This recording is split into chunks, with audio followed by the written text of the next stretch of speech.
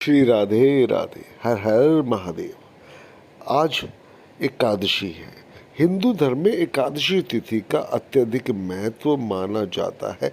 इस दिन भगवान श्री विष्णु, श्री हरि विष्णु के श्री चरणों का पूजन किया जाता है। यह एकादशी न सिर्फ पापों से मुक्ति देकर स्वर्ग प्राप्ति में सहायता करती है, बल्कि हम लोगों के भौतिक जीवन से संबंधित बहुत सारे कष्ट भी दूर करती है। इस बार शुक्रवार 3 अक्टूबर 2025 को पापाकुशा एकादशी मनाई जा रही है।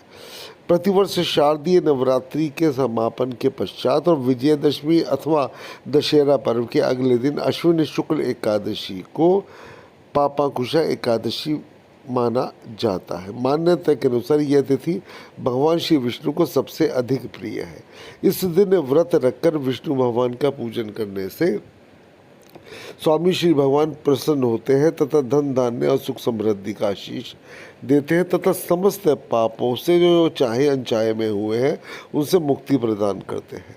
धर्मराज युधिष्ठिर ने जब भगवान श्री कृष्ण से इस अश्विन शुक्ल एकादशी के विषय में प्रश्न किया तो प्रभु ने कहा, हे युधिष्ठिर, पापों का नाश करने वाली इस एकादशी का नाम पापाकुशा एकादशी है।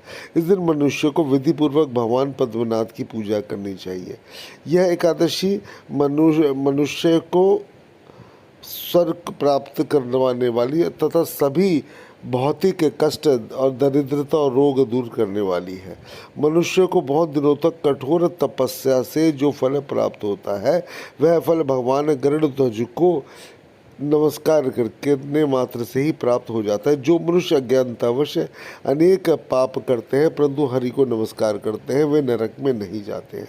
भगवान विष्णु के कीर्तन मात्र से संसार के समस्त तीर्थों का पुण्य प्राप्त होता ही होता है। जो मनुष्य शांग्र धनुषधारी भगवान विष्णु की शरण में जाते हैं उन्हें कभी भी यम यातना भोगनी नहीं पड़ती। जो मनुष्य वैष्णव होकर शिव की और शैव होकर विष्णु की निंदा करते हैं वे अवश्य ही नरकवासी होते हैं। सहस्त्रों वाजपेयी और अश्वमेघ यज्ञों से जो फल प्राप्त होता है वह एकादशी के व्रत के 16वें भाग के बराबर भी नहीं होता है, क्योंकि इसके बराबर कोई पुण्य नहीं होता है। आइए अब जानते हैं भगवान श्री कृष्ण के मुख से कही गई कथा। पौराणिक कथा के अनुसार अश्विन मास की पापाकुशा व्रत की कथा के अनुसार प्राचीन समय में विंध्य पर्वत पर क्रोधन नामक एक बहेलिया रहता था। वह बहुत ही क्रूर था। उसका सारा जीवन हिंसा, लूटपाट, मद्यपान तथा गलत संगति पाप कर्मों में बीतता था। जब उसका अंतिम समय आया तब यमराज के दूत बहेलिया को लेने आए और यमराज ने बहेलिया से कहा, कल तुम्हारे जीवन का अंतिम दिन है, हम तुम्हें कल लेने आएंगे।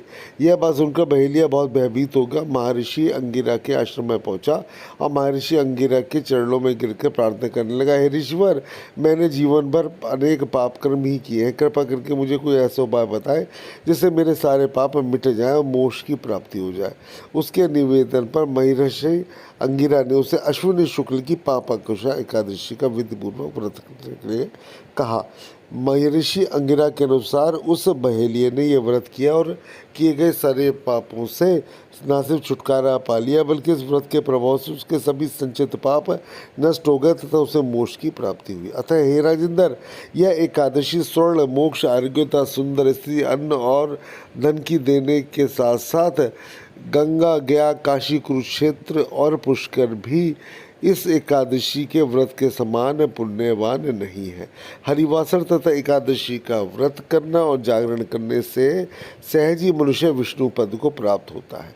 हे विष्णु भगवान का जो व्रत करता है तो हे युधिष्ठिर, इस व्रत के करने से 10 पीढ़ी मातृपक्ष, 10 पीढ़ी पितृपक्ष, 10 पीढ़ी स्त्री पक्ष तथा 10 पीढ़ी मित्र पक्ष का उद्धार कर देते हैं। यह दिव्य देह धारण करके चतुर्भुज हो, पीताम्बर पहने और हाथ में माला लेकर गरुड़ पर चढ़कर विष्णु लोक को जाते हैं। हे नरपुत्तम, बाल्यावस्था, युवावस्था, वृद्धावस्था में इस व्रत को करने से पापी मनुष्य भी दुर्गति को प्राप्त न होकर सदगति को प्राप्त होता है। शुक्ल पक्ष की इस पापाकुशा एकादशी का व्रत जो भी मनुष्य करते हैं वे अंत समय में हरिलोक को प्राप्त होते हैं तथा समस्त पापों से मुक्त हो जाते हैं। सोना, तिल, भूमि, गौ, अन्न, जल, छतरी तथा जूती दान करने से मनुष्य यमराज को नहीं देखता है। जो मनुष्य किसी प्रकार के पुण्य कर्म किए बिना ही जीवन के दिन व्यतीत करता है, वह लोहार की भट्टी की तरह सांस लेता हुआ निर्जीव के समान ही है।